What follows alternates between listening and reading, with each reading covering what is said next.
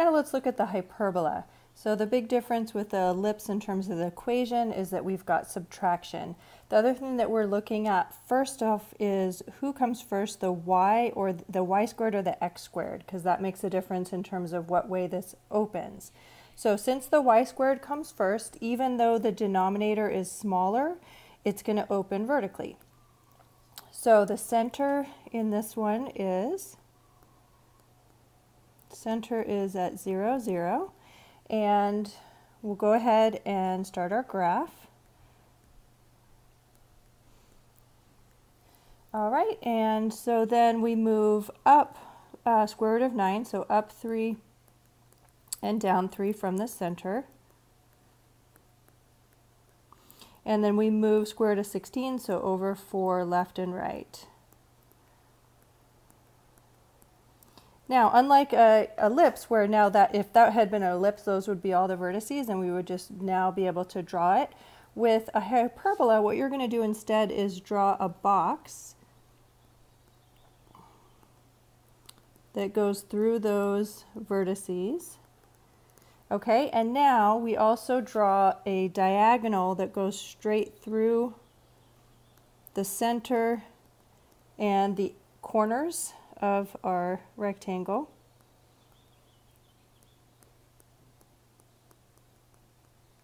And now it matters a lot which way this opens, because the hyperbola could go either open horizontally or vertically. And because the y comes first, that means that our hyperbola is going to open vertically. And so it's going to open up where it's moving towards those diagonals, which are the asymptotes of the hyperbola. And it opens downward as well. So now we need to do a couple things. We need to find the foci and the asymptotes, those diagonals. So the foci are outside. They need to be further away from the center than this vertex here. And so we move up and down the value of c, and the value of c is going to be the square root of the sum of the diameters, or sorry, the denominators. All right, so c in this problem would be the square root of 9 plus 16, which is 25, so c is 5.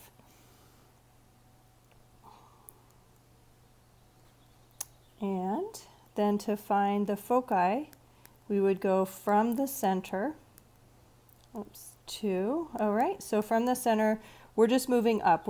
It's not affecting our x value. So the x value stays the same as what it was, so that's still at 0. And now we go up c and down c. Those are our foci. And now the other thing that we need to do for hyperbola is find the equation of these diagonal lines here. All right, now we're going to use the point slope form of an equation, which is y minus y1 is equal to the slope m times x minus x1. So we need a point and we need a slope. Well, we have a point. We're going to use the center. Okay, so since the center is 0, 0, we get to put in a 0 for x1 and y1.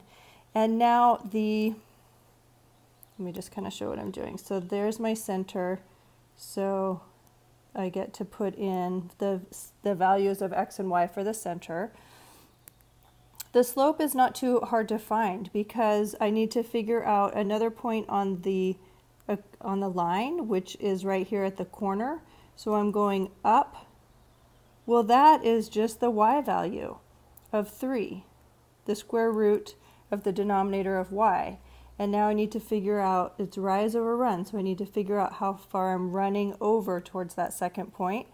Well, that's just the square root of the denominator. So that is 4.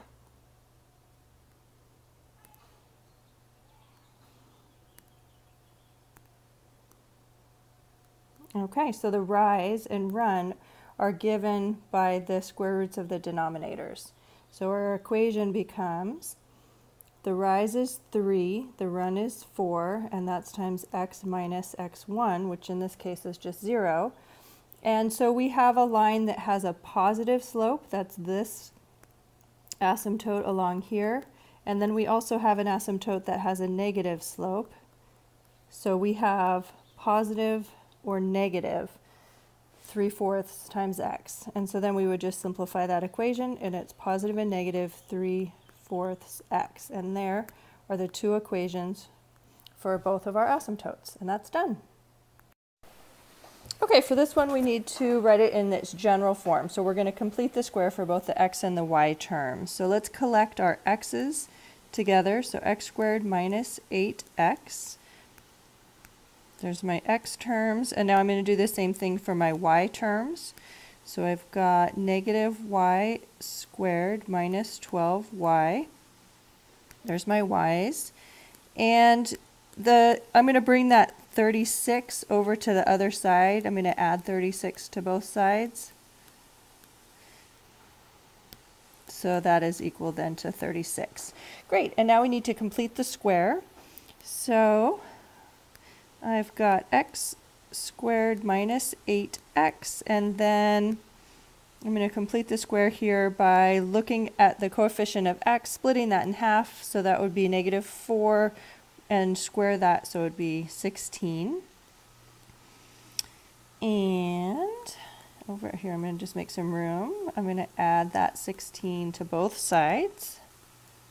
And now I'm going to do the same thing with my y, figure out how to complete the square for the y.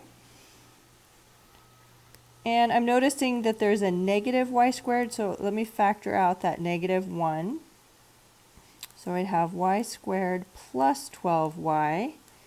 And then I need to complete the square, so I look at my coefficient there and split that 12 in half, get 6, and square it to get 36. But remember that it's not just adding 36 here, because when I distribute my negative, I'm really taking negative 1 times 36, and that's what I'm adding to both sides. Okay, so now let's go ahead and factor this. So for my x's, this becomes x minus 4, quantity squared. And then for my y's, I would have minus y plus 6, quantity squared. And it looks like my 36's just add up to 0 there, so I've just got 16 on the right-hand side. And final step is to get my right-hand side equal to 1, so I'm going to divide everything by 16. And then that gives me a 1 here on the right-hand side. So let's replace that with a 1. And now I'm ready to graph.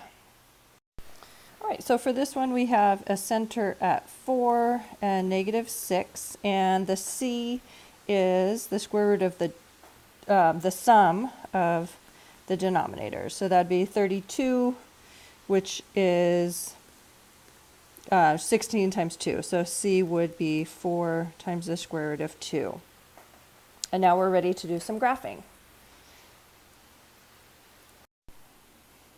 Okay, so let's see. I'm going to scoot this up just a little bit. All right, so I placed my center in here at 4, negative 6. So there's my center.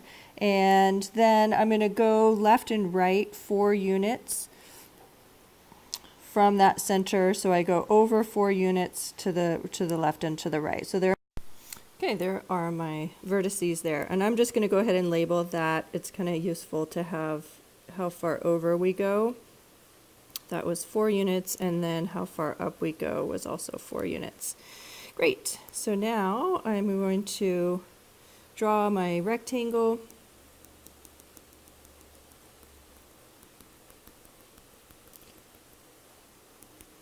And then my asymptotes.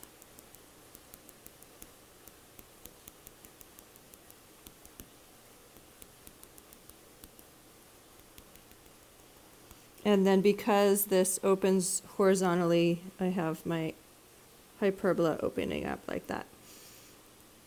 Great, and they're heading off towards those diagonal asymptotes. Okay, so now we just need to find our foci. There's F1 and F2, and so that's all about the C value. So from the center, I'm going all the way out C units to get to the foci. So I'm adding C units to my X value and subtracting. So F1 is start at the center, value of 4, and add C.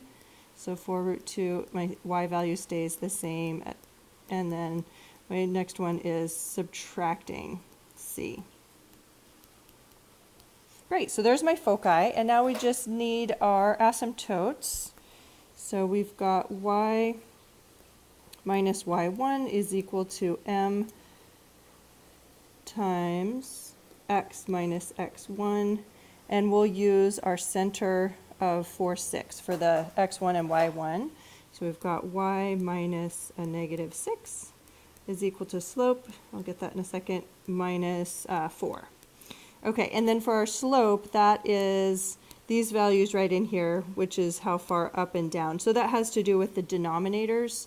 These values are telling you there's your run and there's your rise, the square root of those denominators. Okay, so for my slope, I'm going rising 4, running 4, and we've got 2 asymptotes, one positive, one negative. So then this simplifies to y plus 6 is equal to plus or minus x minus 4. And there's my equation of asymptotes. I've got my foci, and I have my graph, and that is done.